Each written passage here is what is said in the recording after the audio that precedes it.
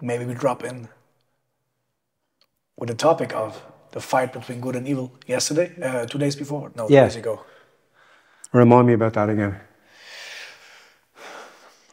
We had a deep dive into fighting and the roots of, or why fighting is a big part of life. And it's not, we cannot ignore fighting. And fighting is, the essence of fighting is the fight between good and evil, yin and yang and white and black. And that's something that will always be. And there has never been a situation without fighting. And it's not always a physical conflict, right? Yeah. So, and we're talking about that man circle thing that I did, whereas for you and I, you know, rolling around submission wrestling or boxing or any sort of combat, it's not so scary. But for a lot of people, someone being in their space is huge. And I experienced that the other day. And sometimes you go and you kind of have, you look at people, you think like, you judge them and you, it's an instant judge. And you kind of have to have a little bit of neutrality as you look at people and say, well, I don't know their struggles. I don't know what pushes their, and I was saying to you, like, if one man's roller coaster ride is fantastic, another man's roller coaster ride is traumatic. Some people like certain things. For me, the struggle is the kind of the first battle in the morning, just getting out of bed. Some people can't win that fight. And then levels to that. And whatever progresses people on, I suppose, rather than fighting being a combat sport, which is prize fighting, right? Did I tell you about the guy in Thailand that said it was, there was a guy that used to do, Polish guy, men in Thailand one time. I used to see him hit pads, he was like phenomenal. And then I asked him, did he fight? And he said he wasn't a prostitute. And I was like, what are you talking about? He said, fighters are like prostitutes because they put themselves out there and everybody makes money off them. The promoter makes money, the manager makes money. They make a little bit of money, but really, they're kind of in this game where they're the kind of pawns. They never win the game. The house always wins, but yet they see themselves as the winners.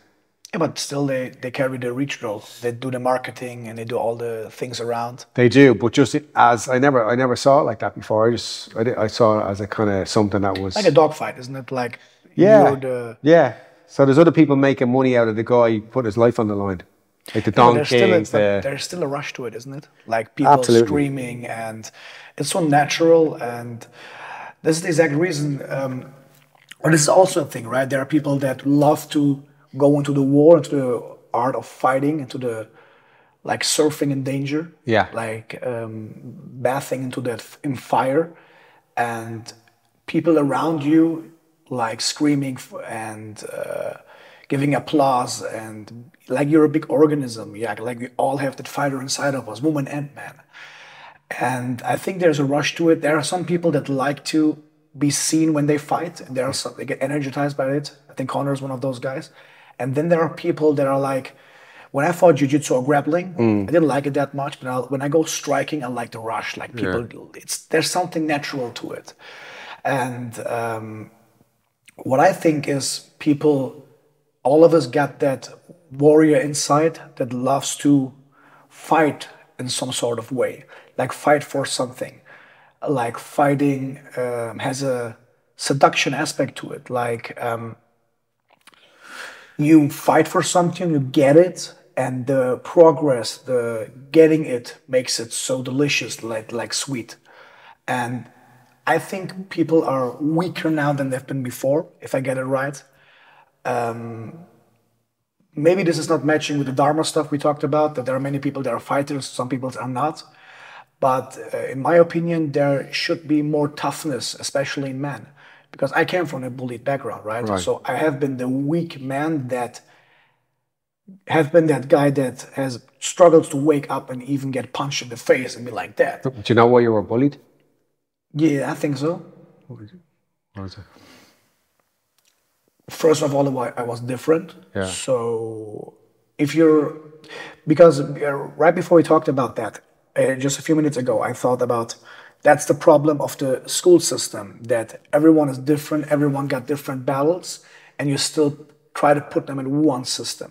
I think it's not possible because that one system hasn't been matching my traumas, my background, my mother, for example, was a young mother. She wasn't German.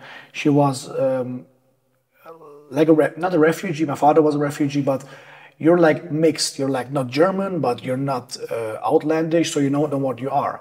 Then you're there, and for whatever reason, ADHD came into play, asthma came into play, and without saying that it has been the asthma or the ADHD or whatever, it had an impact that I wasn't different. So I searched for attention outside. I wanted to be accepted. And the more you're aiming for exception, the more you get pushed away. It's like with women, right? So if you chase them, they get away. So I chase for friendship and chase for people. And then my asthma got in the way. I got this problem with cortisone. Yeah. And then all of a sudden I got gynecomastia, you know that? Yeah. So I was like, and all the people has judged me like this loud class clown guy that is fat, and you get the perspective that you're not part of something cool or whatever. And fighting brought me out of that. Gotcha. So the system of school didn't catch me. So the school system wasn't able to work with that. It's not they should not rescue me. Right. But fighting rescued me, because fighting gave me a system and spirituality and all that stuff. And I came out through fighting. And it was interesting to see how much manhood is in fighting, and it's not in the system of education, maybe in the Western world, I'm not sure. And this is the more I saw the benefits of fighting, the more I got into like Miyamoto Musashi and samurais and monks and Shaolin, like wisdom combined with fighting. And I'm missing that in Germany too, because many people in Germany are, I think the word, I'm not sure, are getting into fighting without the spiritual part. So martial arts, right? Yeah. Say the martialist and the artist. Like if you look at a lot of the old type guys, the old martial artists, they'd be a martialist, and then it'd also be like an osteopath or... Oh, really? Yeah, it's very common. So you'd find a lot of the old masters, grandmasters, before Vietnam War, martial arts, the old stuff would be just one dude with 5 or 6 students that would come to his house, they'd train. And then one of them, he'd have the scrolls of the school of what they trained, whatever the martial art was. And when he died, he gave it to his disciple as such, and he became the master, right? But all of them, if you look at I get a lot of people coming in here and they bow getting on the mat. And I ask them what they're bowing to. So it's meant to be a shrine, right? That you're bowing to a shrine, not to a mat. And it's one of those things that's fallen in from traditional martial arts into jiu-jitsu or MMA, whereas people walk onto the mat and they bow. But when I did traditional martial arts, which was ninjutsu, there was like a grandmaster, 34th grandmaster. And he had... 34th what?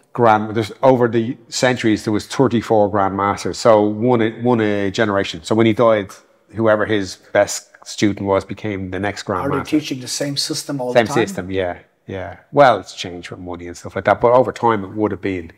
So we would have had a shrine to him, with a photograph of him, and then a piece of art calligraphy that he'd done. Maybe a piece of rope. That's why I asked. And that was the shrine. And then we'd light the candles before the thing. So when you walked in, you bowed to the shrine, not a piece of plastic. And people get confused with that. So when people walk in, they bow on the mat. They're going like, I don't have a shrine. There's a shrine on the way in. If you know, it's not really a shrine. It's just things that people have given to me here, and I just put them there in a light little candle. I thought the bowing is something to remind yourself to be humble, isn't it? Like in Islam. Well, you show respect to people who to the hierarchy of the art, I suppose. Like, if you know what I mean. For instance, like in samurai culture, the guy that made the sword was a master of the sword, and he would have an apprentice, and then the apprentice could be 60. The apprentice is the apprentice until he dies. I'm not doing just 5 years of being an apprenticeship and then I go off and make my own swords. No, there's the master of the sword maker, and he's an apprentice. Like there's depth to it. Yeah, so the master could be 40 and he takes on a 15-year-old or 20-year-old apprentice, and all the way through his life he's still the apprentice until the master dies. Then he's the master. Wow. So you could be a master up to 60, 70 years of age because the guy didn't die yet. Or maybe become a master with 20. No, you can't become a master. Yeah, if he died, excellent, yeah. The other thing was, like, if a sword broke in battle and the guys survived, say for instance it was a samurai battle and the samurai broke his sword in battle against another sword. If he survived, the guy who made the sword would have a hand removed and his apprentice, so he'd never make a sword again. That was kind of like, so the art of making swords was kind of pretty. But did all of this ninjutsu or the traditional martial arts? Yeah. Don't you think that traditional martial arts is always more spiritual because there's a longer time frame to it, like more culture? Because now everything is like so fast. They're like elite grapplers with 17 years old. I'm training 15 years, but they're still training longer than me because they're training 3 times a day with video systems. But that's sport jiu-jitsu. It's not the same thing. You're training. It's like kind of like some people run the marathon to win it, and some people just run the marathon to do it. Okay, so it's not a scaling system. It's a scaling system. The sport. There's guys that, like, as you're a kid, it's good to compete in things. Yeah. Because competition's good for you because you don't want to do it. You don't want to put yourself out there and tell everyone you're in the competition and you lose, and you tell everyone you lost or you won or whatever. Yeah. But in that, not everybody wants to compete, but it's good to compete. But there's some people that just want to compete and that's their sport. Like for me, it was cycling. For other people, it's jiu-jitsu. For other people, it's MMA. Where they aim for competition. Yeah. And that's nothing got to do with the art. So the killing focus of fighting is not a sport. Sport jiu-jitsu is a sport. It's part of martial arts, but it's not really it's the martial aspect of it. But the artistry is not involved in it. Yeah, it can look beautiful, but the arts, they say life is short, art is long. It takes more than a lifetime to master an art. You will never will. It'll never be perfect. There was a famous Chinese emperor that built this beautiful, nearly perfect palace. And the last brick of the ornate sculpture that he had, he turned upside down. So he wasn't looking for fault anywhere else. Because if it was perfect, it wouldn't be perfect. He'd be looking for fault. I got you. He wants to stop it. So he had it upside down. So he just looked at that instead of looking for fault somewhere else. So with that being said, that would mean that the 17-year-old elite grappler within 10 years wouldn't be someone that we talk about in 500 years. But but like... because of the... Yeah. It takes a long time to be a black belt. Right? Say you get your black belt in 5 years. Or you say, look at an art like Taekwondo. You could have a 16-year-old kid being a black belt in 3 years or 2 years or whatever it is, right? In what? Karate? Karate or Taekwondo. I just posted something about it on Instagram today that I think that this is like very inflationary because of the business behind it. It's business plan, right? But also what happened to grappling, actually. Like I've got guys that train with me. I remember Jeff said to me one time, hey, I think he should be a purple belt. Now the guy was purple belt level on the mat. He was submitting people. He was doing things like, so for instance, like a blue belt should be good. Mm-hmm. A purple belt should be good and dangerous. So he should be attacking all the time, right? Mm-hmm.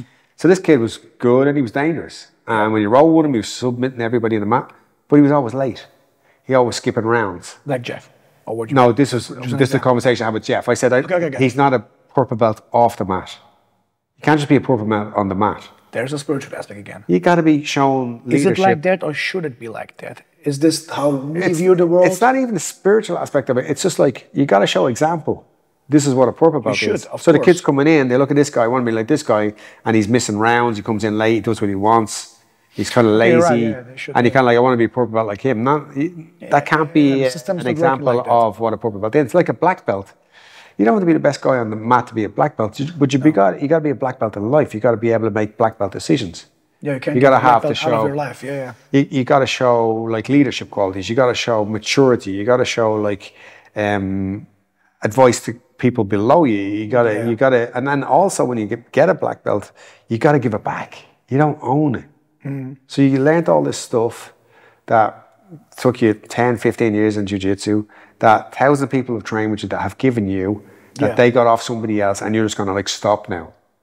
No, it's your obligation to give that back. You don't own it. You're just holding on to it. It's of your obligation. It only starts when you become a black belt. Yeah. So it's your obligation to give it back. You don't own it.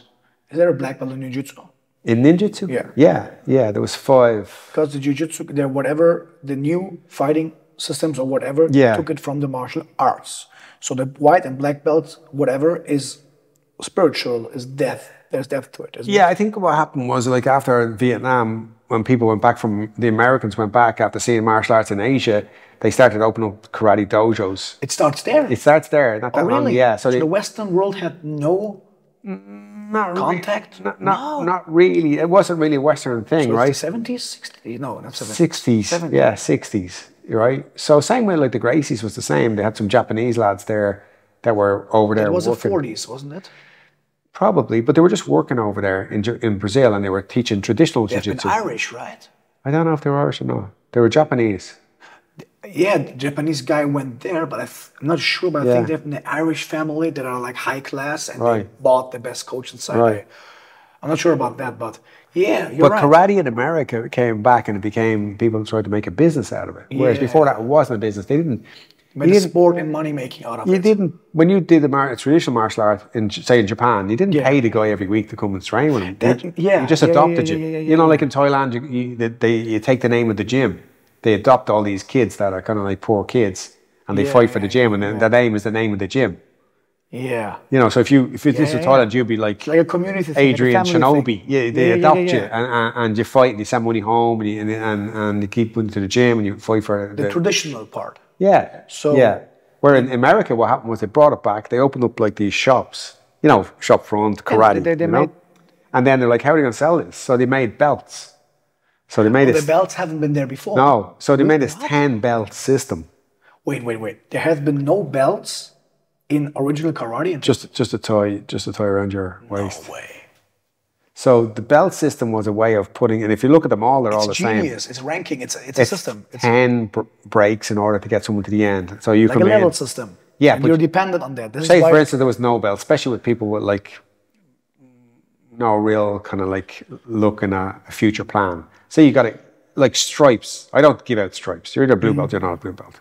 Gotcha. But a lot of people that make it as their business have stripes, because like you get a kid comes in, it's going to take him 5 years to get a blue belt. It took me 6 years to get a blue belt. It might take him 3, 4, 5 years. It depends how much he puts in.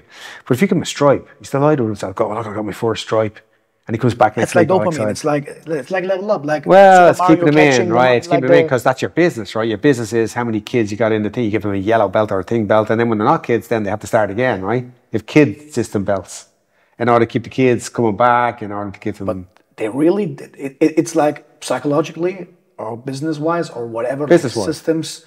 Like leading someone to a system, it's genius. Let's put it that way. It's working. Well, a lot of things are 10 It hasn't been before. So you really want to tell me that there hasn't been a white belt and a black belt coach like... There might have been, but there wasn't 10 belts. 300 years, there wasn't 10 belts. I'll give an example of that. Like, for instance, like ninjutsu, which I started off, there was 5 dans. 5th dan was the highest. Dan is still... Dan is... Yeah.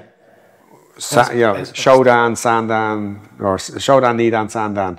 So I'm a 3rd dan black belt in ninjutsu, so I'm Sandan. There was only 5 black belts. Right, and then there was the guy who was the top guy who was an 8th dan. There was no one 6, 7, 8, right? And then all of a sudden, when he was making money, he became a 12th dan, because now you're putting and there's more black belts to go over and to pay him more money to get like now I'm a 6th dan, now I'm a 7th dan. Whereas before that, the liver, for example, hasn't got the stripes, but they put on yellow and orange between. And how many belts is there? White. Yeah. Yellow. Orange. Yeah. Then we go like to blue, purple, brown, and black. Okay, so 7. Yes. All right, so 7 stages. Is there any sub ones inside of that as well? No. Okay, well, the jiu-jitsu is kind of like the 4 belts, right? 5, white, blue, purple, brown, black. But in that, there's like white, 2 stripe, 3 stripe, 4 stripe. You've got all these like stripes where you kind of keep them. In the new method or originally? I don't think it's original. I don't think the Gracies had fucking belts, did they? You know, they might have been, I don't know. Did they? You're right.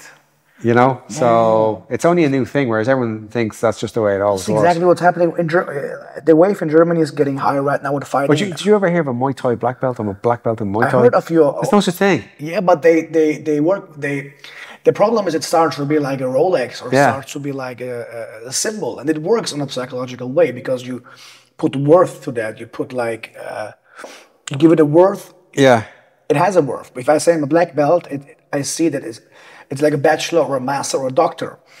But I think we need to lead big groups of people I'm not sure if it's only because of the money, but money falls into that. To lead a system or to lead people, you need like anchors. 100%. You need that. Yeah. But it depends on the mentality of the leader, culture. of the system leader. Of the culture. The country, you mean? Culture. So, for instance, like sport or of the culture of the, say, for instance, the nations have cultures, right? Right. So, for instance, like culture depends. Asian culture is different to European culture. Yes. Like generally on religion, generally on belief systems.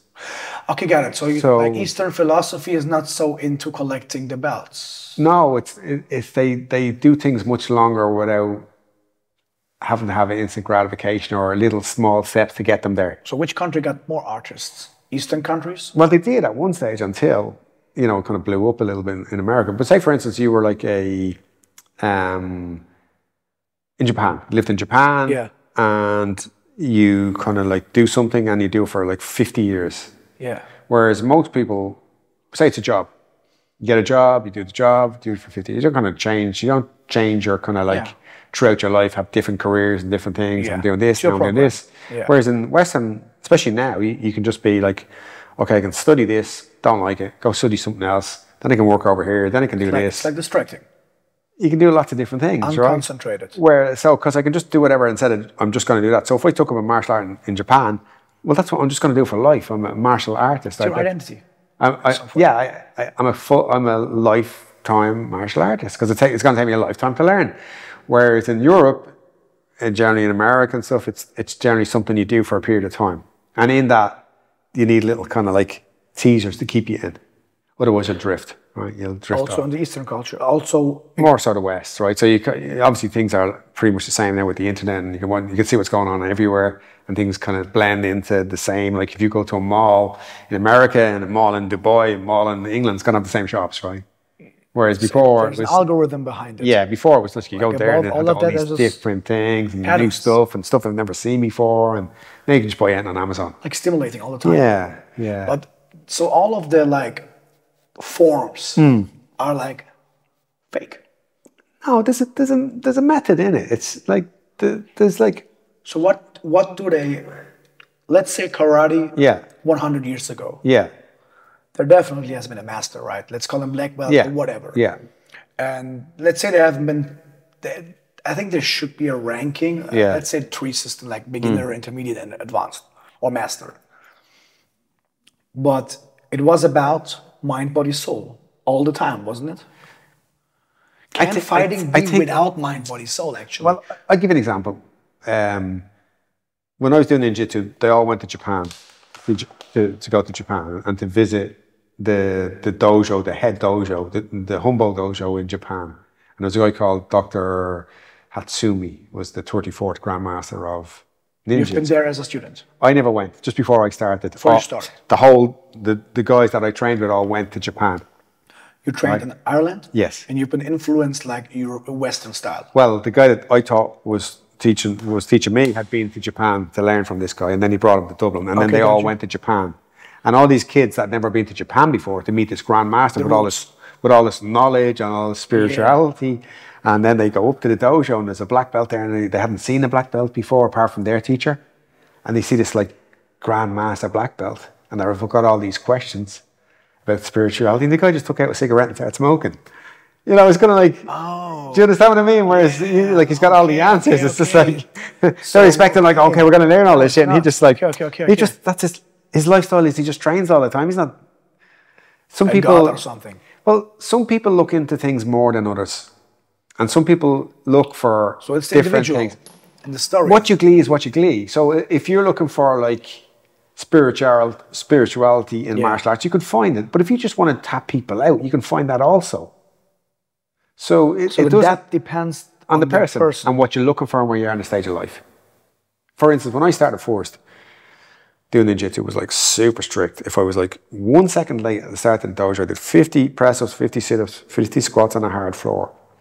You got beat up every night. You weren't allowed to get a drink. If you showed weakness, they beat the shit out of you. And for me at that time, I needed that in my life. Now I don't. But at that time, that served me well. Now, people would come and look at that and go, that's not for me. Yeah. Whereas some things at certain stages of your life, whatever that you seek or whatever you're looking for is what you're looking for. Yeah. Like that man circle thing. There's guys there looking for things that I'm not looking for. Yeah, it's a different ratio. Yeah. But they're finding it in a way where they are in life in a medium or in a format, in a package that suits them. And the same with martial arts. People do martial arts for different reasons.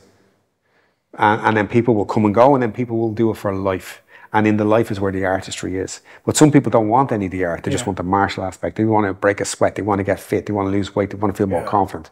And whatever you get out is whatever you get out of it. But the guys, I always felt it like there was like this big circle of people that start. And then there's this little trickle that goes to that little inner circle of people that have mastered it, or are mastering it, or are lifetime martial artists. But you'll always have this big bubble of people coming in, going in, publicly, in everything. Everything that's hard or anything that takes a lifetime to learn. I think the coach or the system leader, let's say the black belt, let's say the head coach of a gym, if I get it right, there's still some effect of we talked about the perspective, right? That the person has a big impact on how to work with that sport. Let's say I'm a guy that sees much depth in the system, like fighting, and it's not only about breaking the bones. It is a bit to love the fighting style, but also the spiritual aspect of it. I think that the way I see it is the way I also teach it, and the way students stick to it. Students pick the school like the tradition that matches their inner behavior, I think. That's why there are school types. Like, I think also that there's much depth to that perspective of karate. I'm not sure if it's Karate Kid where there was like the dark ego gym, and there's like this white and soft gym. Exactly. And, this is interesting because you have big responsibility on one hand. On the other hand, you have like your personal drawing style, because my gym, for example, is very similar to yours. It reflects how I'm inside and how I am. It's more about the depth of special things, not about like a Mac dojo, right? For example, it's not about like you come here and I always say in my gym, without saying it disrespectful, but you notice there's a sentence: the customer is the king, right? The customer is the king. Do you say that in German, in English? Yeah, I like it. Yeah, but I don't like it as a coach, because if the customer is the king, also his drifting apart or his perspective could be king. Like I show a leg lock and you say like, but what if he does this and that? This happens if he is the king. Yeah, gotcha. There you're not the king. There has to be one king to lead the system, right? See, it's difficult to make money with that, actually. Because then it's more like a traditional gym, but I like that. I know what you're saying. But I don't see them as customers. That's what I mean. This is exactly. This is many people like. I don't accept like a lot of the time when I started first, people come into training, I just wouldn't let them train. Yeah. So I'd refuse people all the time. Yeah, I got you. Yeah, so, like a bouncer. Like a bouncer. They changed the algorithm. So they come in and like, I'm here to train, not this month, come back next month. Yeah. Come back. And then if you keep coming back, I had a guy come in and say 7 times. He changed your school, and if he goes outside and do shit or whatever. It's not that, like, like if we're going to start training, you're not going to be training once a week with me. If you're going to come train with me, you're going to give me as much as I'm giving you. It's your etiquette. I'm not interested in you coming once a week or once a fortnight, and every time I have to show you the same shit over and over again. You can get your gym out of the hand. Yeah, it can happen very fast. Yeah, like if you got to come to me, you got to have some sort of commitment. Like if the guys don't show up to the training, they tell me they're not coming training. Yeah. And that's not me asking them. That's just a little bit out of respect, because there's a value in it. It's not that they're letting me down, but it's just that everybody knows that they're not going to make it today, and that's why. Yeah. Whereas they're all in it together rather than on their own. 100%. And there's a kind of like a brotherhood in that. And a family. And therefore, there's a big potential for toxic behavior and jealousy and heartbreak and stuff. You got to lead from the front. There's no room for that. There's no room for that, because I don't teach it. There's room for growth and there's room for learning, but there's no room for jealousy. If you're jealous of some other guy, well, just work harder. But I've never had that in my place. Yeah, maybe this is something that I experienced because I was a coach very soon. Yeah. Very, very young age, like 20. I teach classes with 25, 24, I think. Yeah. I was a good teacher though, I'm sure about that, but still many life situations like trauma and situations that repeatedly happen in life. Yeah. Hasn't happened to me often. I haven't seen them yet often. So many people have been my students that are older than me. Right. And you're into a position of power. Yeah. After 5, 6, like 7 years before, I was still bullied, and you're in a power situation. Then you get attached to your students, for example, or you're attached to the result, like attachment by itself. Of course, right? Yeah. Because you give a shit, right? Yeah. It's like, that's what I mean. The more it's family and not a McDojo, the more potential pain is there. And I even went to the different sides after COVID to install coaches there to not have a depth connection to my students. You have to have it because it's life. I mean, exactly. And like everybody, I mean, my teacher left his teacher to start his place. I left him to start my place. People are going to start their own place, and that's the script. That's just the way it goes. And sometimes you're not going to be happy with that, but there's only so much you can teach somebody until his filling is full. And and he needs to go somewhere else, right? Or like I have no problem with my guys training anywhere else. I have no problem with that at all. Gotcha, yeah. But bring it back here. Yeah. You know, add to the thing. So, you know, bring it back here. And I started to learn that even if people go, that someone goes is also subject to perspective. But also if they tell you first, it's nice. Rather than... Yeah, but even if they... Now, what I do now differently, and it works very well, is first of all, I don't think that people are leaving. I think that someone is leaving you can have a big correlation with how your personal relationship with being left is handled. For example, if you are someone that is attached to people and scared of people leaving you, then it's inside of you, right? Yeah. So if there's like students leaving you, maybe they're not leaving you, you just interpret that. And this is what happens if you're a young coach, like I did a few years ago. What I'm doing now is first of all, don't expect anyone to come, never ever. Yeah. The gym is full, but I don't expect someone to come. Yeah. Even if they're not coming, and I know that maybe they're on the wrong path in life, I still show myself that I'm there.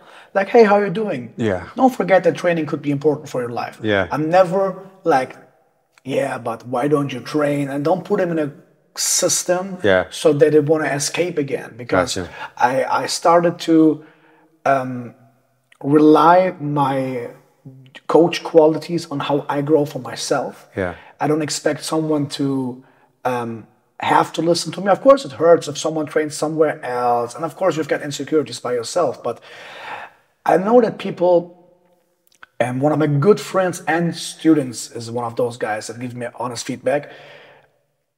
He told me, like, I hope we can say it here. It's like, listen, I love your training, but I just want to have sex with another pussy. Just one time. I just want to taste it, man. You understand that? Because he's my friend, you know? He can talk to me that way. He was like, I know that's the best, but I still look for other. Just let me check it one time. And a few years ago, I would really convince people, like, they don't do this, they don't do that. He's not a really good black belt, and he wanted. Now I'm like, man, do your experience. I'm not even into that topic to say, like my coach. Everyone got his style. His style was train everywhere else, but don't forget this day is training. This was the rule. If you train somewhere else, this day is training. Gotcha.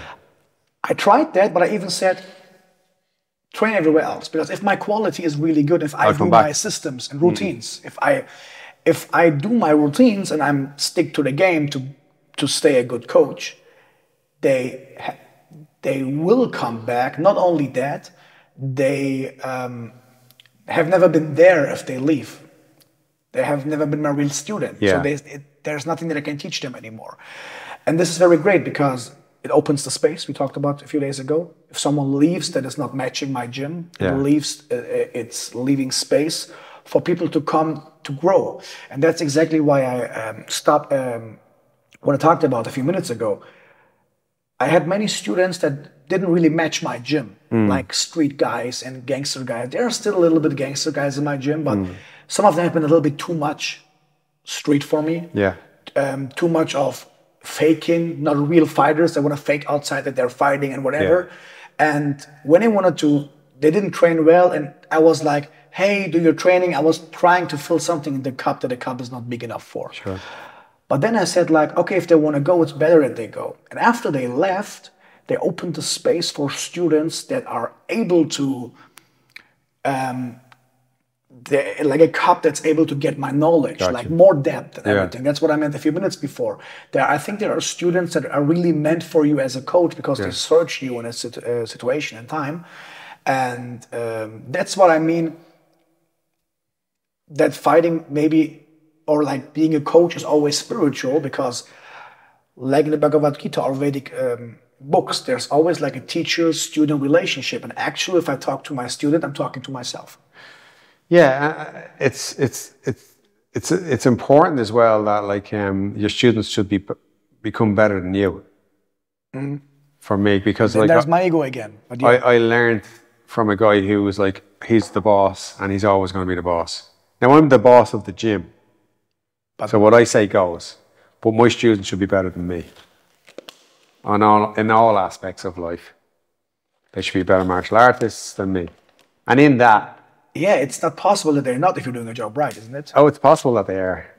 No, I mean, if you're doing a job right, not. Yeah. But in that, it's given them the kind of almost thing to leave because they've learned enough to. I remember got you. So that's the risk in that. Whereas there's a reason for that. But will sometimes will leave too early when they think they know too. They're immature enough to think that they know everything. So that's the immaturity of people. It's kind of like the cocky blue belt, the cocky purple belt that thinks he knows everything, keeps coaching people, and he's training a year or two, you know? Yeah. You get those guys that come in, they train for a year, 2 years, they just go on and on about, you know, and they're coaching people in between, and they really haven't got the nuances of what it is. They still stick with the same community, right? Yeah. They won't get that appreciation from other ones. Yeah. For me, it's a case of like, my ninjutsu teacher said it to me once, which was, my job is to have no students in the end. Now, I don't think he believed that when he said it to me, because there was like a few hundred, it's an extreme, and it's kind of pretty much got to that for him. But have all of you guys been teachers then? A lot of people. What about the new traffic coming? There was no new traffic because ninjutsu, when I was doing it, was like a kind of really hard art, and then it became a little bit Dad's Army, a little bit kind of like all the hard guys went into MMA and jiu-jitsu and grappling, and whereas it just attracted less and less and less of. Got you, that phase. You know, because there was very little sparring in it. There was more like technique-based stuff where you've got an uke where you throw him, he lets you throw him. But then I remember going to a place trying to throw people, I couldn't throw anybody. Because every time we threw them, the guy was going with the throw, you know? Or every time we did a wrist lock, he went with the wrist lock. Whereas, in jiu-jitsu? Yeah. Where there was very little like hands-on sparring. There was sparring when you were going for your black belt or you're going for your grade, so it had a lot of fights. Oh, so you have been in the situation to see how real sparring was. So what happens, I remember going to jiu-jitsu the first time because I got a year's notice on a black belt. So it's been training for 6 years. Next year you get your black belt. Here's the day you're doing it. Over 2 days I got to write 2 essays. I got to show all this technique, and I was going to have. Right. Yeah, and I was going to have 30 fights, 10 stand-up, 10 randori like judo, and 10 ground fights. So I decided I'd go and find someone that grappled. How effective is it against MMA? I got murdered. In MMA, right? Yeah. I went up and I'd been training for like 5-6 years on the ground. You know, we did a lot of stuff in one night. So there was so much stuff to learn that you didn't really specialize in anything. It just takes a long time. Yeah. The learning system was very different. It takes 20 years to learn it all, but in 20 years you're going to be broken up. Because it's too hard. Yeah. Whereas jiu-jitsu, in 2 years you're very proficient at the ground. Because you're going 1, 2, 3, 4, 5, you practice, you drill it, you roll, right? And it's kind of the system of training or learning was very different. Not in Germany yet, actually. Yeah. It is, but that's... I just found the system much easier. So I went up and I was rolling with these guys that were training for like a year and a half, and I was just getting tapped out all over the place. And I was doing all the wrong things. No-gi or gi? Or? No-gi. So was it like, did you use too much? Was your energy management wrong? Was your technique too naive? Because you worked against non-grapplers? Yeah, because like all the technique was kind of like feudal art stuff where you snuck up behind someone and strangle them. You know, it's kind of like, it's not. You understand what I mean? So whereas, you know, like then you get a guy that's got a butterfly guard or arm drags or does a guillotine or like. But it still affects your grappling though, right? Your ninjutsu. It did because I was on the ground. I was used to being on the ground, but as a system of. Oh, really not? Oh, okay. So against like a jiu-jitsu guy, I looked at him like, fuck, this isn't working. And I remember trying to like do the judo throws that I did when we're doing MMA, you know, got into a clinch, tried to like, oh gosh, this guy, hip throw the guy, nothing. You know, it didn't work for me, you know? Yeah, he did like just basics and enough to of the guy that you were training with is going along with what, it's like a dance partner. What about the sword part though? Because sword part's different. Sword, like, yeah, like take the blade out and put it back in again. You can do that forever and never get it perfect. No, I mean, I had a very interesting experience on LSD actually. In a forest. I've been in the forest. Yeah. Without recommending someone to do that. I don't know who's watching, but I had like a high dose on LSD. And the reason why I'm so much into that fitness and connecting part of the whole body as one is because of the experiences I got from those days. Yeah. And I had a situation where my whole body was connected like one. And I got this feeling of, like, if I'm very warmed up in training or do my weightlifting or whatever, right? I'm sure I will get through that situation too. I'm not there yet to have it on a daily basis. But what I had there was a situation of always connected to one. And then I took like, there was like a Woodstock. Yeah. And then I was like, I don't know why, because I connected, if I get it right, I connected myself with the Woodstock. Yeah. And it was interesting because if I would hit like that, it was different than if I did it like boom. Yeah. So I did some I went from like striking, like right leg on the left leg. I got the energy to that stock and I was like, I knew if I did it wrong, it would not break. Because it was hard. And I was like concentrated on that and I was like, boom, and it broke. Yeah. And then I was like, I never worked with sword before. And I was like, great, now this can go to that. And I saw the similarities to striking, isn't it? Same thing. It's the same, it's physics. Playing golf, boxing, throwing a ball. Same thing. There's not much difference. You know, you're just like... concentrating. You're going from the ground up, moving your... That's what you talked about when we talked about the boxing entries. Yeah. Like with always work from your feet up. Yeah. That's physics. That's... Yeah. Same with golf. What is it called? No. Isn't there a name to it? To work with the energy from the ground and what I like about fighting is it's using energy from somewhere and concentrate it on one point. Yeah. Pop, and bring maximum energy to it. And this is what concentration is. Yeah. It?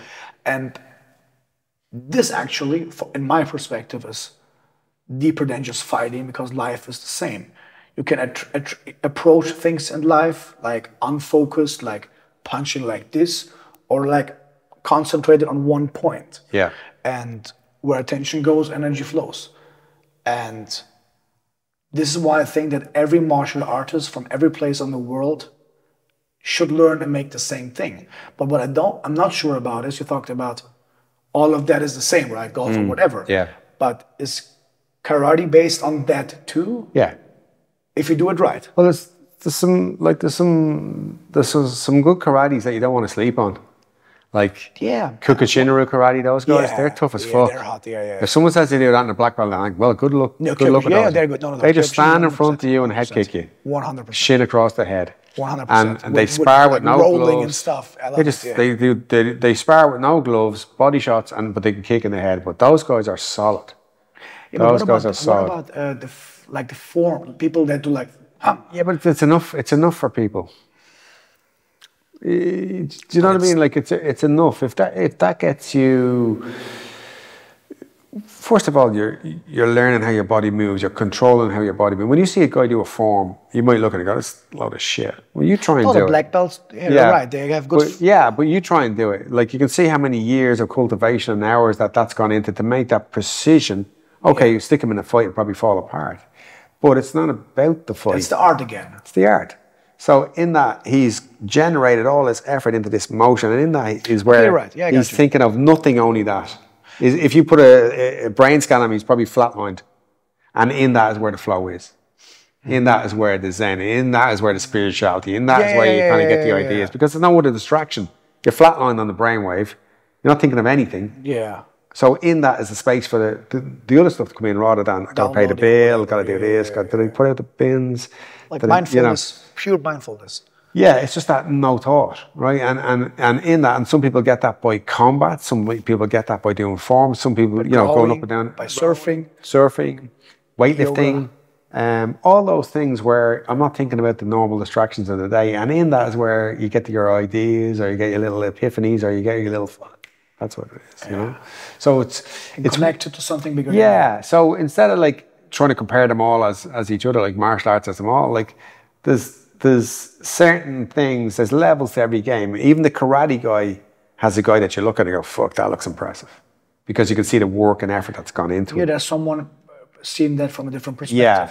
And you can see a grappler, like a submission wrestling guy, and you can just see, wow, you can just see the artistry in the way the guy moves. And you know that's taken years and years and hours and hours and hours.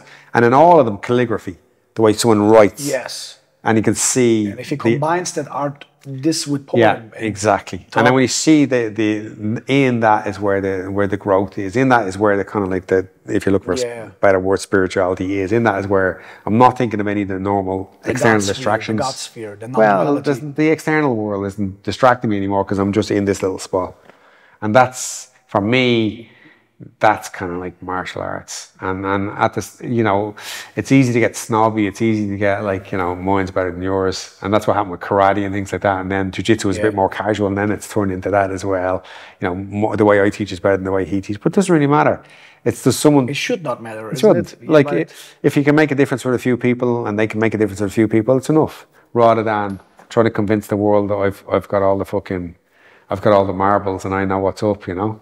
Whereas I don't, right? Some people like me, some people don't like me. And that's you gotta learn to live with that.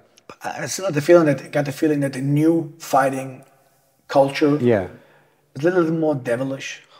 I mean, with devilish, I mean like, I would say I'm also part of that. I'm fighting between good and evil all the time, actually. Maybe this cannot be different. But what I mean with devilish is they are very, very... I'm not a typical master. Yeah. If you know what I mean. I still do my stuff. I still do my party. I still have my behaviors. And I'm happy to know that I'm not the only one. Like, there are many black belts that do their stuff, whatever they do. They're not like this monk-like coach. And I'm not sure if this fighting system is too powerful or if the... let's put it that way. I'm not really sure how much forbidden stuff the ninjutsu black belts have been doing or are still doing, or how much they're teaching their students.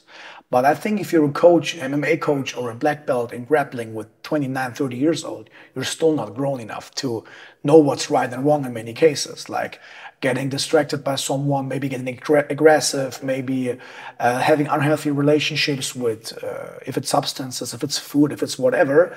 And this is quite, I'm not sure if it's dangerous or difficult, because the students will follow you and just copy what you do. Because if there's someone like 25 years old in a black belt and he crushes like in fight and sport, all the karate and whatever Taekwondo black belts that are masters that are really doing their meditation and stuff, I can't imagine that there's a danger of people following the wrong gurus.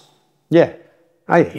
Well, like UFC fighters or grappling guys that just like are, you know, are advocates of smoking weed. Yeah. You know, they're doing things in it, smoking weed. Like, look, there's people.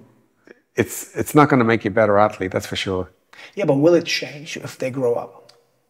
Like, let's say there's like that.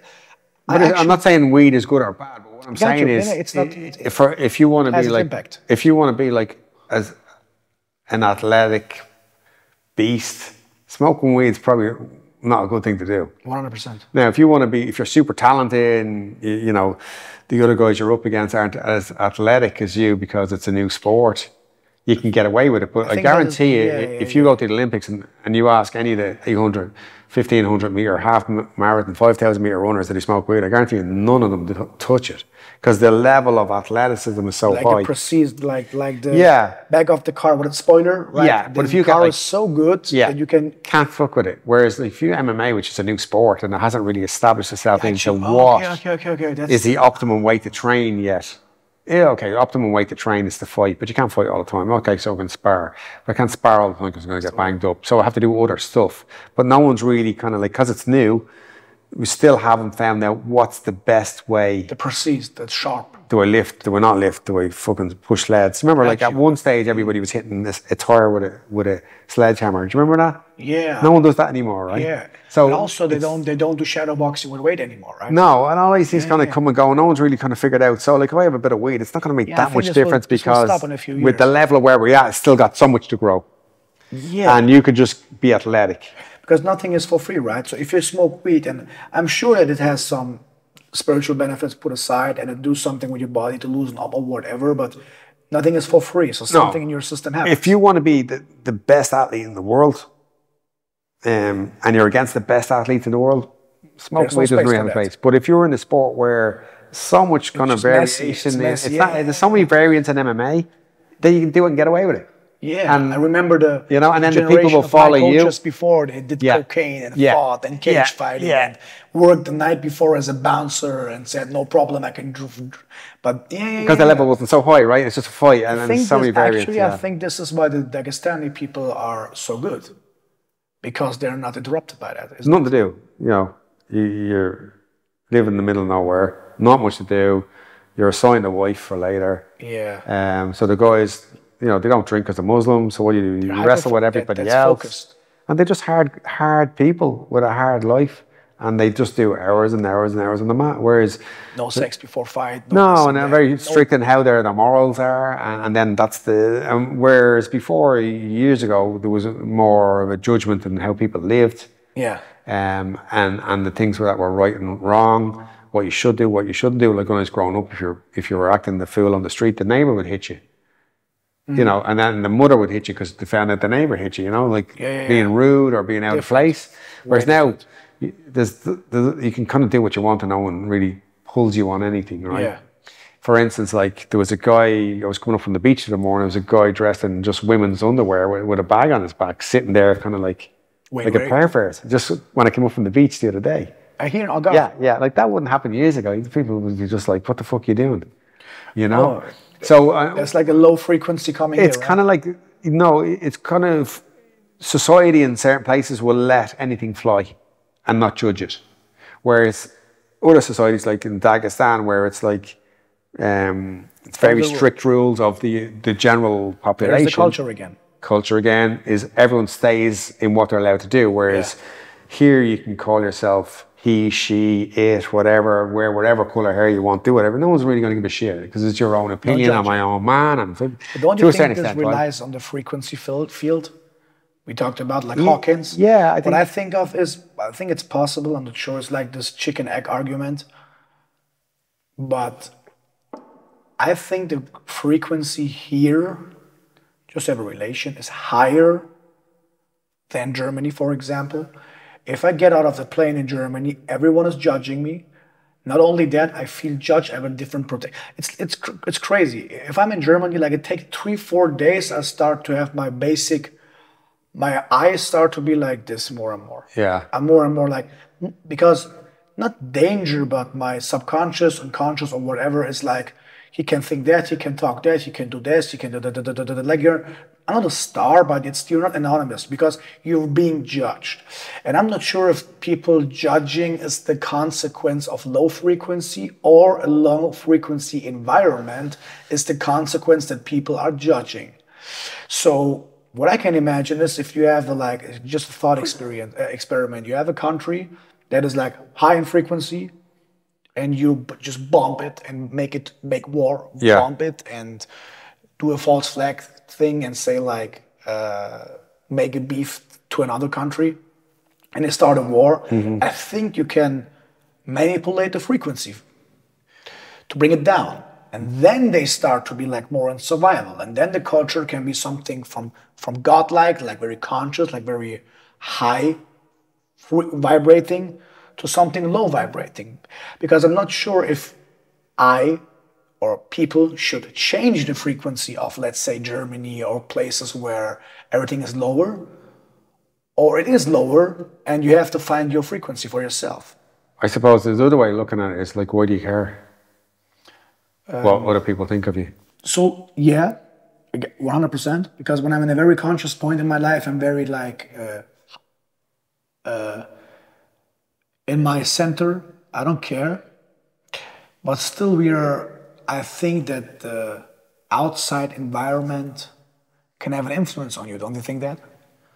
Yeah. So if you're in a situation where everyone is looking and judging you, you can start to judge also. So you're like a byproduct of that. Well, I'll give an example of it, right? So like I used to shoot vlogs started doing them like 10 years ago. I'd do a video of my day, right? And I'd walk around with it.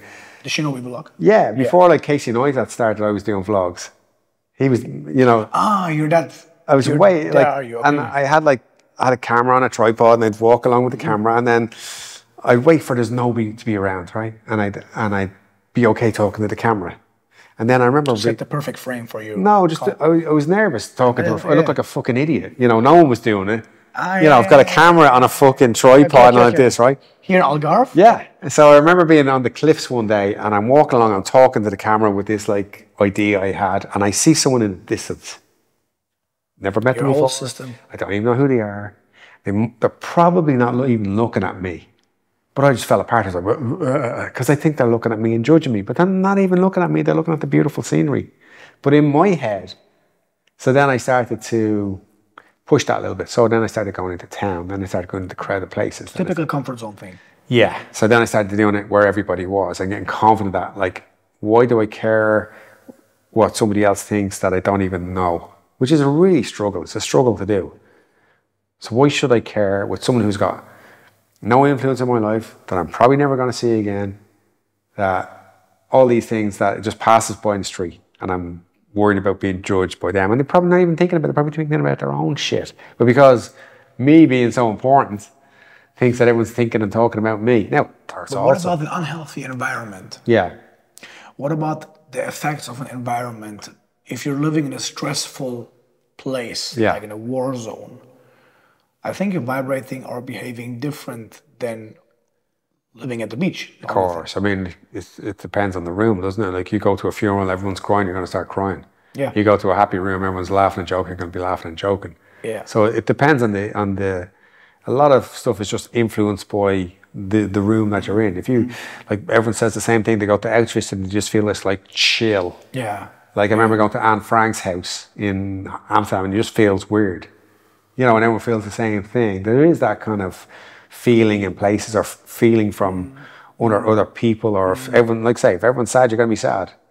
You know, and if everyone's depressed, you're going to be depressed. It's vibration, isn't it? It is. There is some sort of thing in that. But if everybody is like negative, you'll get into that conversation. And I remember... But can't we, just a hypothetical question, change on a quantum physical level, potentially change the frequency on a funeral? I think you should be sad sometimes, right? No, of course. But I tell you what you can do. Chicken egg. Is it the frequency and then therefore we behave wrong? Or is our behavior? No, it's an emotion. You're just sad. I'll give you an example. For instance, there's a town out here I used to live in, a little village. And people are gossips by the place, right? Gotcha. Yeah. So, but they're negative. Yeah. So, and it's a lot of expats, a lot of British people that live there. And you will bump into people for a coffee and immediately when you meet them, they'll start with something negative. Like the summer, it's too busy, all these tourists, I hate them here. The winter, it's too cold.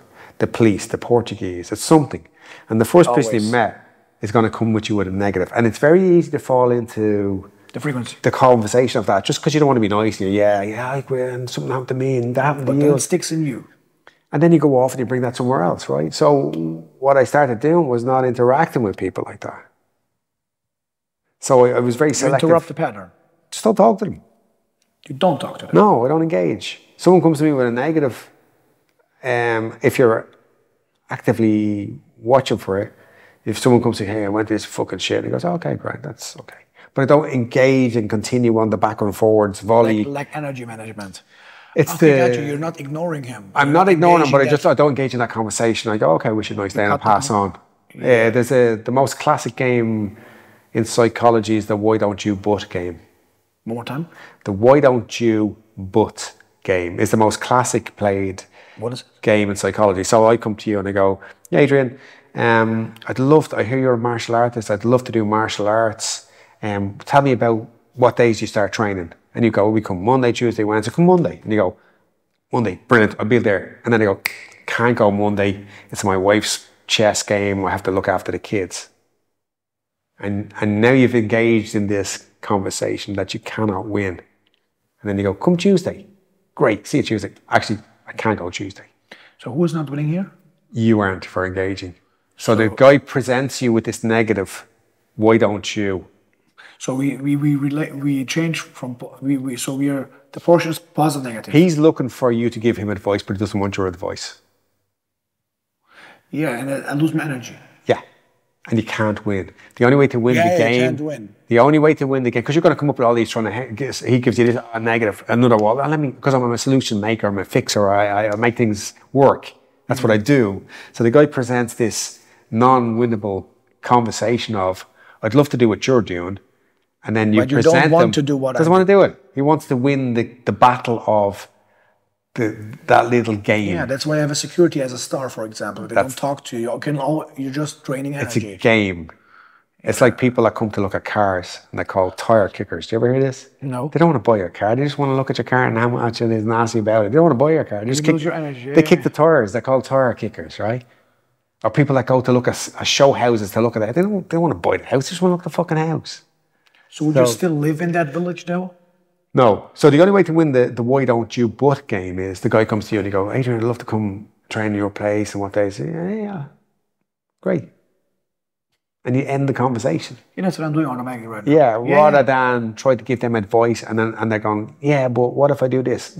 Well, if you do that, what if I do that? You get the same on the mat, where you get a guy that comes to your class and you'll see they don't last, is they come in and you're showing a technique that you've thought about and you've studied and you know, and you're there presenting it to the class, and then goes, well, what if he does this? You can't win that argument. No, and you go, well, you do this. But if I do that, what does he do? And it's the same thing in a physical sense. If we zoom in that, because you said, we talked about negative, but I would love to go more deep inside of it. The core frequency or core whatever intention of that makes the essence of it a bad argument or whatever. Is it negative or is it anxiety or is it what? It's trolls. It's just it's just negatives. What is the? Because it's the winning of a game that they have set out and they know the rules and they know well, and you fall into this trap that you can't win. It's like a belief system of that. It's just a game. It's just a little psychology game. For what reason? They win, you lose. They walk away feeling good about themselves. You kind of like feel a little bit kind of like. So you don't even go into that drag, into the bait. Yeah, you cut at the start because you recognise the game. Not overreact. How many times have you told the same person how to do something a million fucking times and they just don't listen to you? And they come back and they answer the same question. Adrian, how do I get better at kicking? We need to stretch every day. What do you think is the nature of someone having that system? Because attention. Yes, because of anxiety. No, attention. Why so? Everybody wants to be loved, right? So I've got your attention. Adrian, I want to be a good kicker. How to become a good kicker? You need to stretch every day. Attention, and the worth of it grows if the person got more authority. The more the person got authority, like a star or a celebrity, the more you're winning the game, even if he punched you in your face. That's why a security should punch him in the face, not you. But I think that conscious people that are vibrating higher don't play that games. No, it's a low-level game, but it's the most common. Not so fearful. It's the most common game in psychology, and you'll see it everywhere. And then people that don't want any advice, looking for you to give them loads of advice, and they're like, no. Like trolling. Yeah, it's exactly the same thing. And that's the thing about the web. Why don't you think it's anxiety or fear?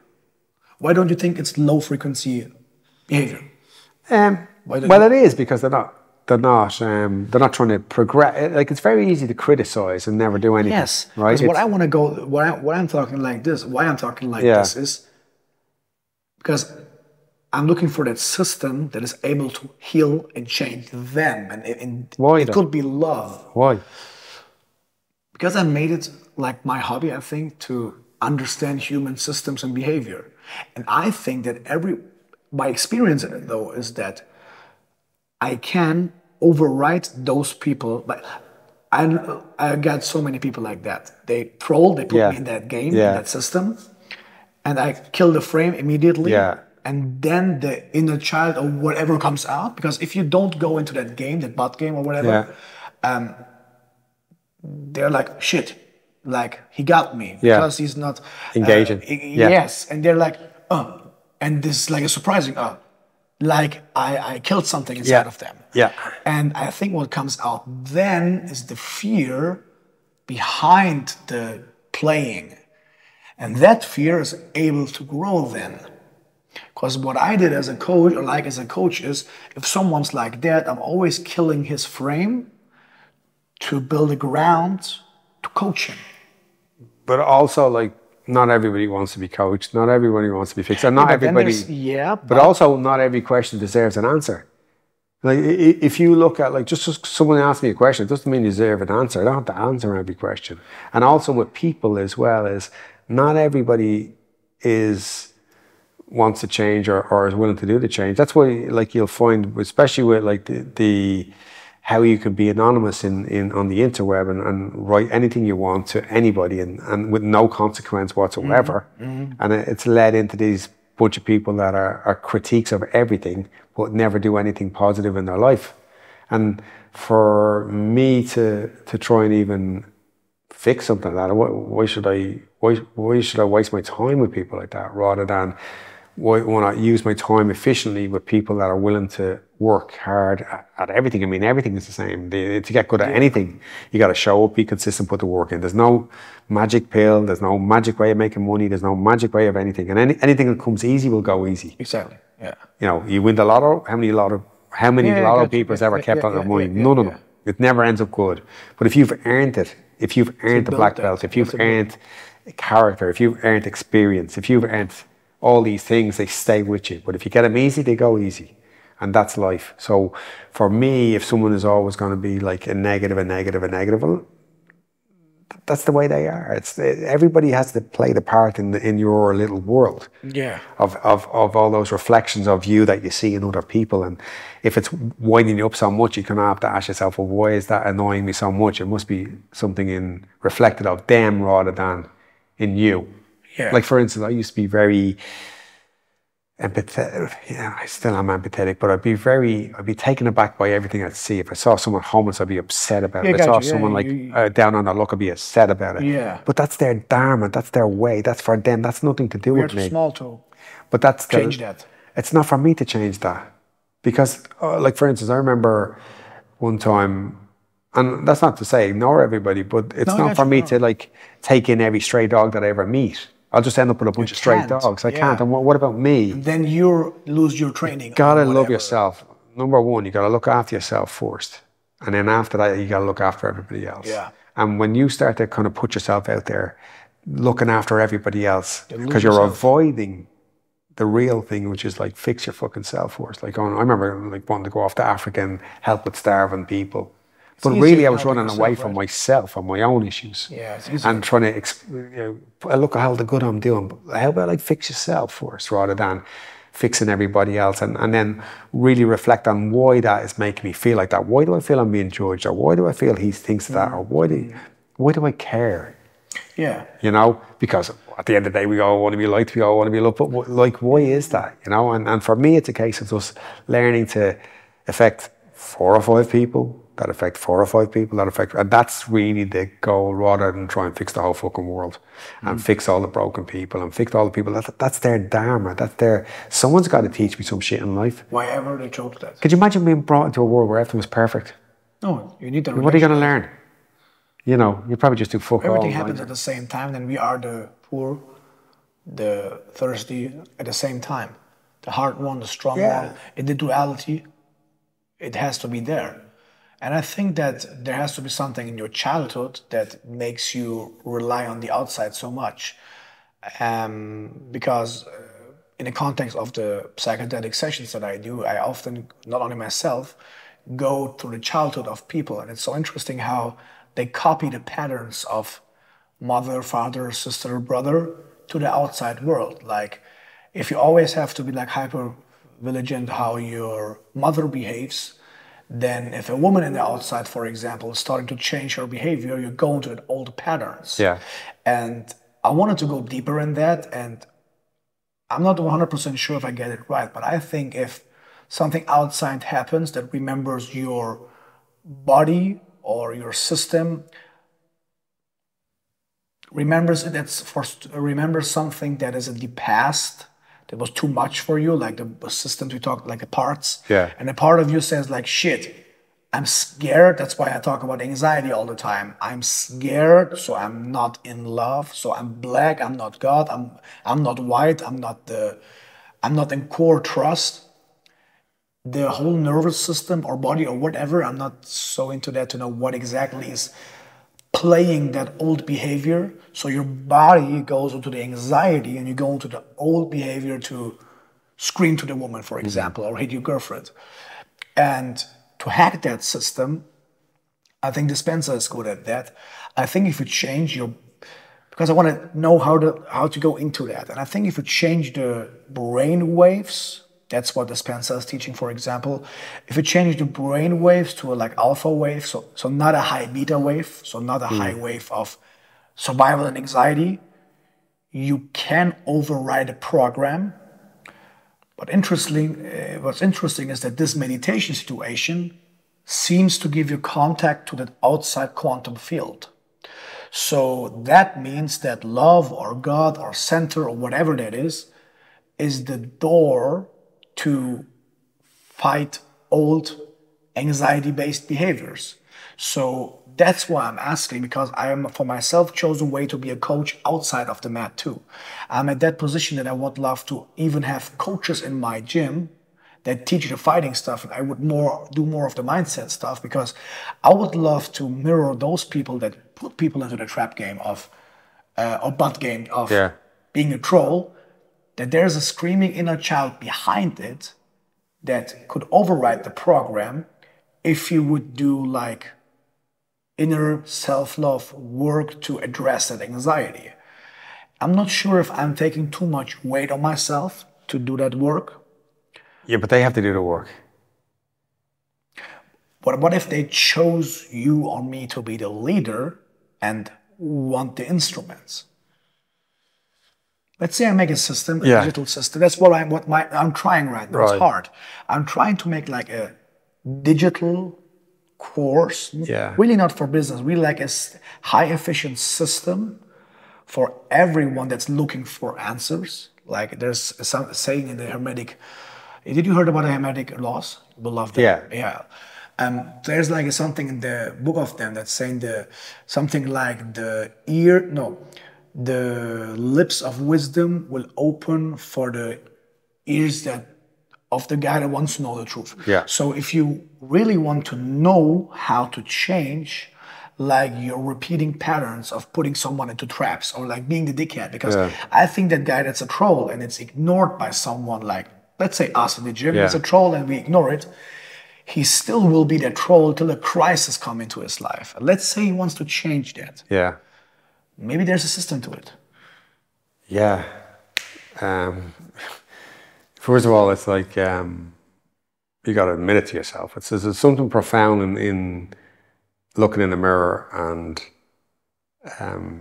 being honest with yourself. I mean, you have to sleep with yourself at night.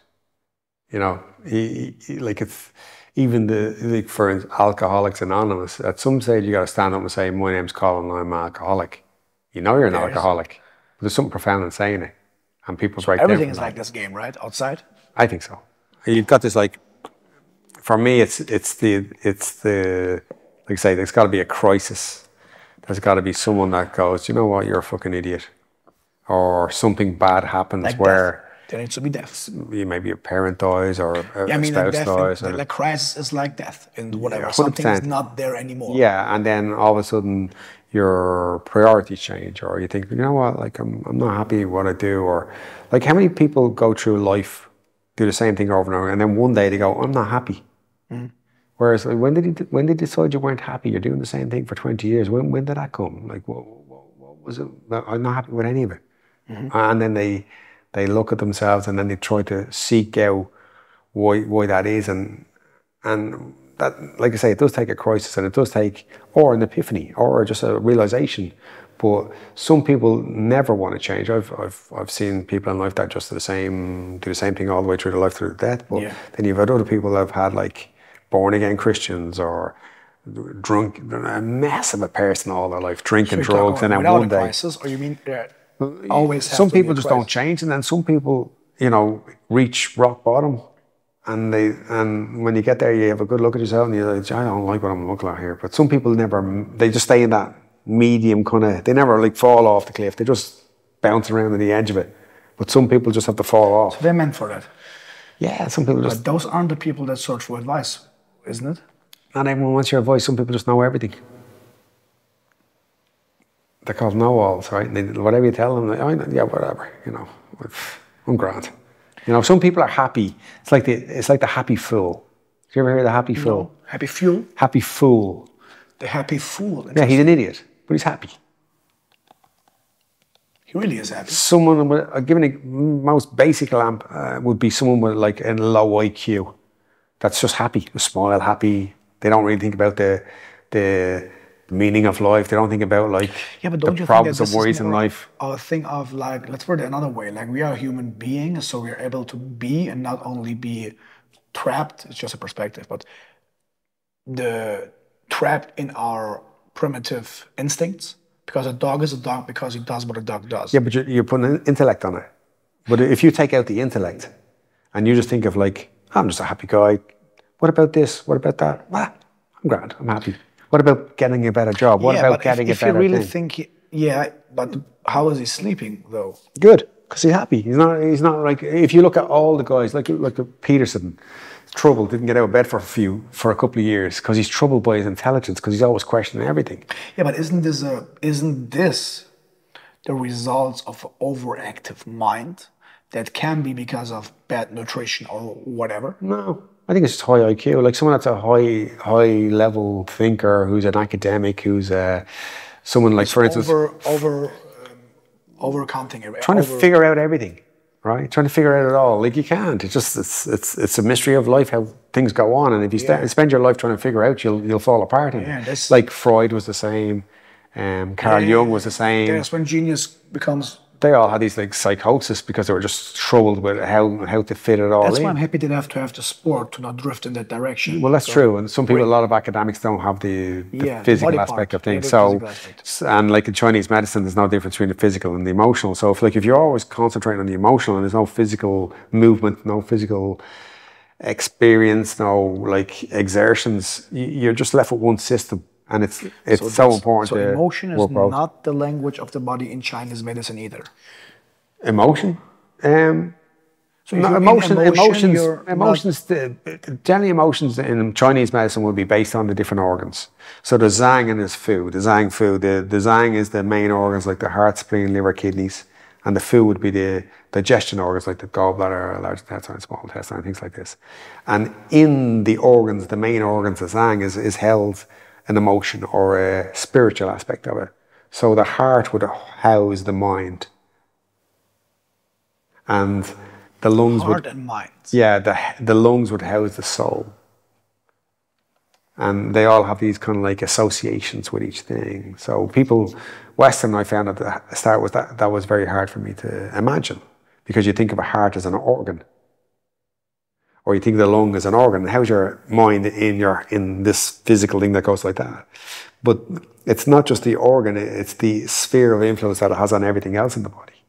And within that is... It's a network. Associations, like for instance, heart is called Yin.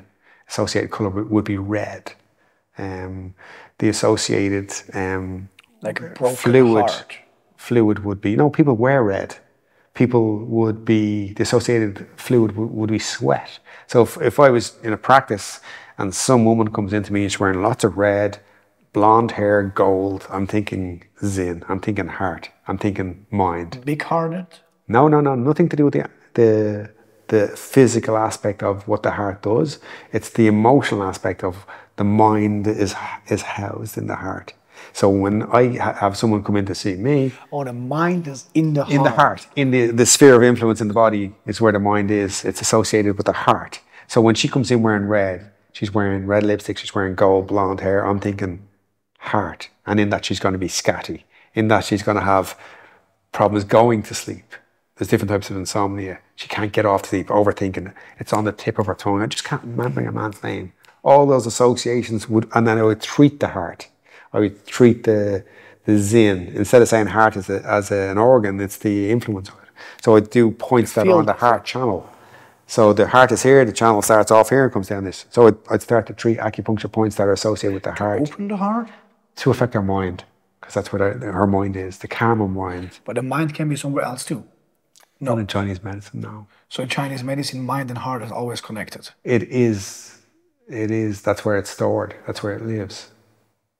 And if you rattle it too much, it's like a bird in a cage. If you get a shock, it's like a bird in a cage and you shake the cage and birds rattle, can't settle. And they're scatty and they're overthinking and they're anxious. Yeah, so that means the heart is anxious. Yeah, so not the actual, it's not the physical heart, it's the actual influence that it has. It's the mind is anxious. And I have to treat the heart in order to fix the mind, because that's where it lives. Oh, the heart is the house of the mind. Yeah.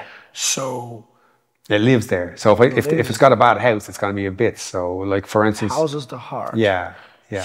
So anyone anxious, anyone like with depression, anyone anxiety can't get to sleep, or can't switch off, overthinking.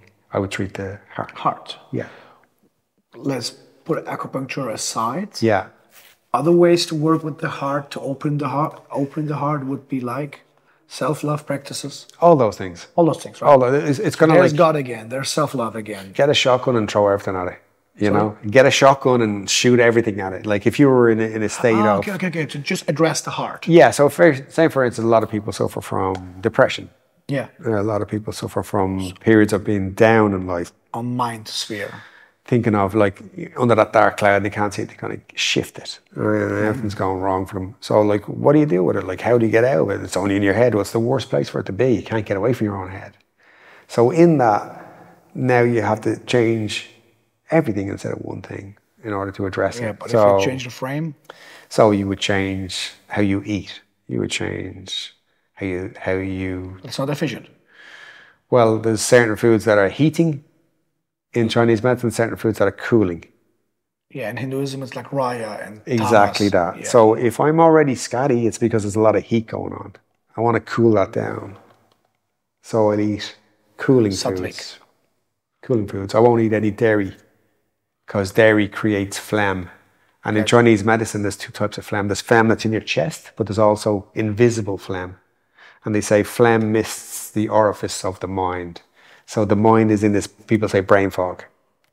So if I'm eating dairy, if I'm eating cheese, if I'm eating butter, things like this, or if I'm eating cold foods in winter, uncooked foods in winter, this will all create phlegm, and this will all mist the mind. And just that in itself... It's working with the elements. That in itself will make people feel better. They say, like, when you have to take your needle out of the box, it's okay. When you have to take a needle out of the box, you've already kind of like taken one step too far. You should be able to fix people without the needle. So on a basic level, so if someone comes and they're depressed and they're also, the other thing as well, the pathology will feed itself. It wants to live. It's its own entity. So automatically... The depression wants to live. The depression is heart. The depression wants to stay alive. Stay alive. It's in you. And so it'll crave the things that will keep it alive. It'll crave the things that will make you worse. It'll crave cheese. It'll crave damp foods. It'll crave all the things that nourish it. So what if in Chinese medicine, I'm interested in to know that perspective now, because on a psychedelic view, what I had was an interesting experience with MDMA, with a guide many years ago here in Portugal. Where I came from a bad situation where for many years I closed my heart. I went into egoic mode, into a survival mode, like many years, like I closed my heart. I wasn't very much in my heart. I was only in my mind, only in calculating and only pragmatic and only in survival. Like I lost faith in many things. Therefore, I had the crisis situations, especially due to COVID. What happens then is I talk to someone like a kind of shamanic guy, and I thought we do some DMT stuff because I've been into psychedelics then, not as a coach, but I've been into that, but not too far. I talked to him and he said like I talked about my story, and was like interesting. Seems like your heart is closed. I got something for you. We'll do something different. Yeah. And what we did was we worked with the psychedelic. It's not a psychedelic actually. It's MDMA. It's not psychedelic, but it opens the heart. It really does. I'm not sure if it's opening the heart or if it's just dopamine, serotonin. I'm not sure, but after in that experience, he was like, okay, his heart is shut down. I need to let him feel his heart again. So he opened the heart with MDMA. And I had the experience and had like a different perspective on how to deal with things because my heart was open. Gotcha. How could you transfer that to Chinese medicine though? Is there like heart opening there too? Someone is like cold, like a good-hearted guy, like someone that has a good heart, but whatever reason he got like dark, like war or whatever happened. He's like boom. And he just like becomes more like devilish and dark or dark side, like the Anakin metaphor. And in Chinese medicine, how do you portion that or how do you calibrate that? That would be kind of like deeper, you know. There's kind of levels to it. So like, the emotional levels start at like say the lungs, and then they go heart and spleen, and at the very end is kidneys. So the kidneys house your Jing, Jing. So Jing is like a bottle full of water, and it's your life energy. Kidney, what is a kidney? Your kidney, like kidney. Your ren. But it's not just if you don't think about the organ itself, it's the influence that it has on the body. So it has an emotional influence as well as just a physical thing that it does in Chinese medicine. So that houses. It's not the no, this houses your Jing, which is your life energy. So when you're born, you have this bottle of energy, and as you go through life, it goes down, and when it's finished, you die. Now in life, you can accelerate. Energy. Yeah, how you're alive, your life force, right? How are you alive? You're alive because there's life in you, right? When someone dies, you know they're dead. It looks like there's no 100%. Life in them, right? So you've got this full tank of juice. That's your life energy, your life juice. Say it's like water, right? And as you go through life, your 20s, your 30s, your 40s, as you get older, it's less and less and less. So, and if you accelerate through life, like for instance, in your 20s, you're doing cocaine and fucking speed, and you're just like redlining it, and you're not sleeping, and you're like, zzz, and all of a sudden you look like you're 50 and you're 20. So you cannot fill it up again. Yeah. So a lot of people to get to a certain level of darkness or a certain level of like emotional blackness, they're almost down at that kidney level, at the very root. At a young age, for example. Yeah, they can go through all these kind of like, it's beyond the heart, it's beyond the soul, it's beyond the mind, it's down deep in that essence of yourself where that's affected. And then you have to start to treat this in order to bring this up, in order to affect the next level up, which is your mind, which is your soul. So there comes the nutrition again? 100%. Yeah, 100%. And then also then physical practices, emotional practices, stuff that people do that, you know, meditation, physical exercises, things like that, but also get to the food and the nutrition in order to lift you up and up. It's like they say, it's when someone is really, really depressed, it's very hard for them to do anything. They can't get out of bed. Like if you met a clinical depressed person, so they give them some antidepressants to make them better. Now, in that is where they start to be able to plan things. It's very hard to kill yourself if you can't get out of bed. Mm-hmm. So in order to, as you get better, is where the risk is of suicide, not when you're really at the bottom, because you can't get out of bed. Yeah.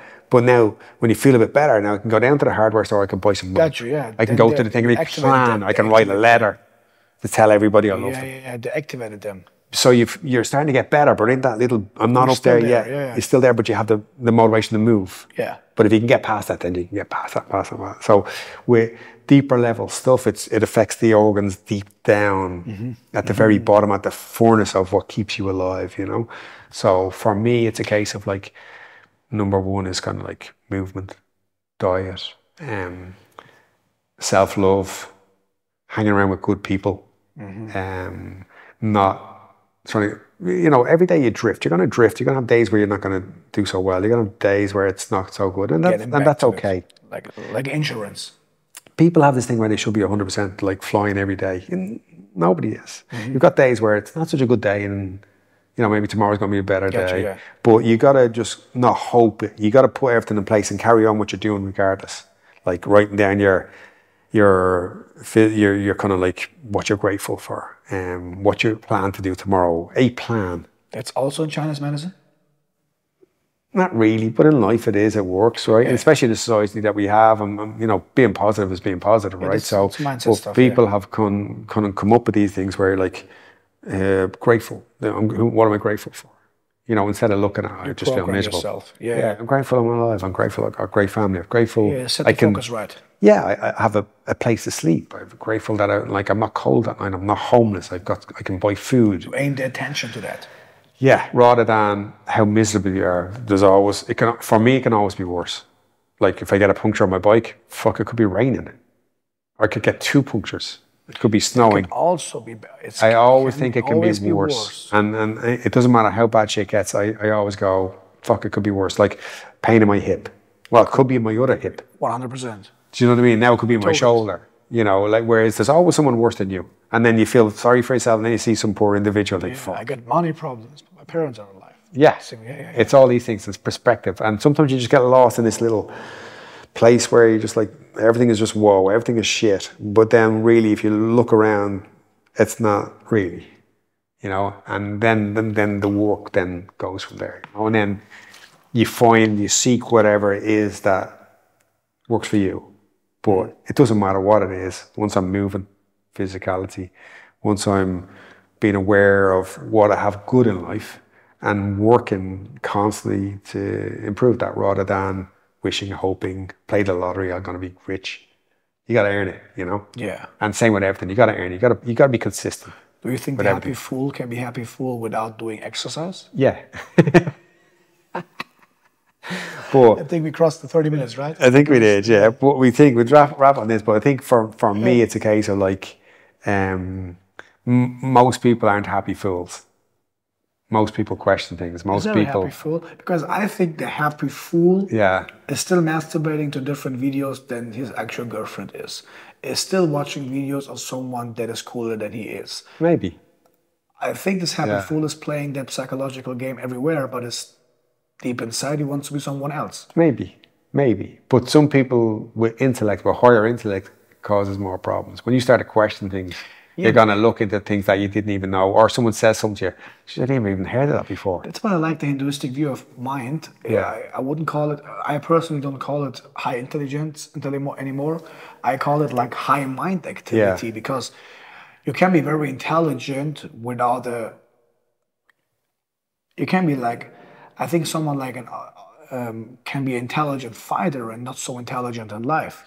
Intelligence, like the heart has its own intelligence. Intelligence is everywhere. Right? A lot of fighters are just broken anyway. They're not the greatest of. You expect them to kiss babies, but they're trying to kill somebody in a cage. You know, it's not. Yeah. It's not really. It's entertainment at the end of the day, especially professional sport, right? I think that it's not intelligent. Intelligence is a part of it. I think it's the overusing of the mind. I think if those people would have a physical or whatever thing to be yoga, to be in unity with mind, body, soul, that attention, energy that goes into thinking to kill yourself would go and work off the intelligence that builds muscle for your weak hip, for example. Because there's this wonderful saying that, not wonderful, but interesting saying that if you think you want to kill yourself, jump over the bridge into the water and you see that you're fighting for your life. So it's not you that wants to kill yourself, it's your mind that doesn't want to live anymore. Yeah.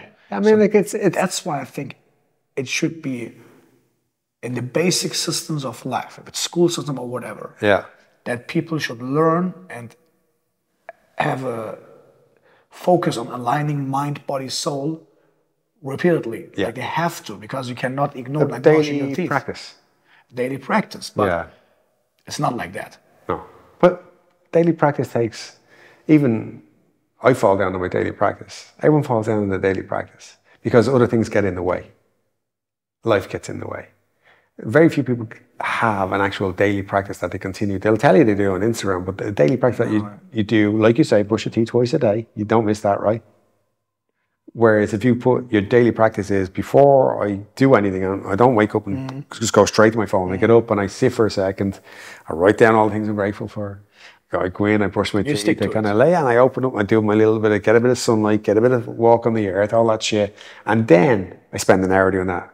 And that takes discipline, and you'll slide on it. Some days you'll just pick up your phone, right? Because you're excited about something that was happening in the world and you want to see what it is. You get lost in that for a minute. But the whole thing is you slide on stuff, and the whole thing is you got to check yourself, and the whole thing is get a mentor, be accountable to somebody. You know what I mean? That's what it comes down to. Discipline is self-love in motion. Right? Be accountable.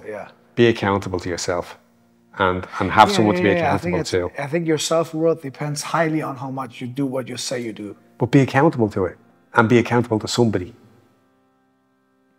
And that might be a higher... It makes you humble, right? That might be a higher force, or that might be just someone that you know. But mentorship is huge. If you don't have one, find one, whatever that is. You get a God complex without that. And then secondly, just be accountable to either a higher power or somebody else. That way you can say, look, fuck, how are you how are you this week? And you sit down and say, well, I think that's it. And they're accountable to you. If not, eventually you will fall because you... Yeah. Then you're like me in a surfing board with the waves. See, they can do nothing. We wrap it on that? Thank you so much. It was wonderful. Well.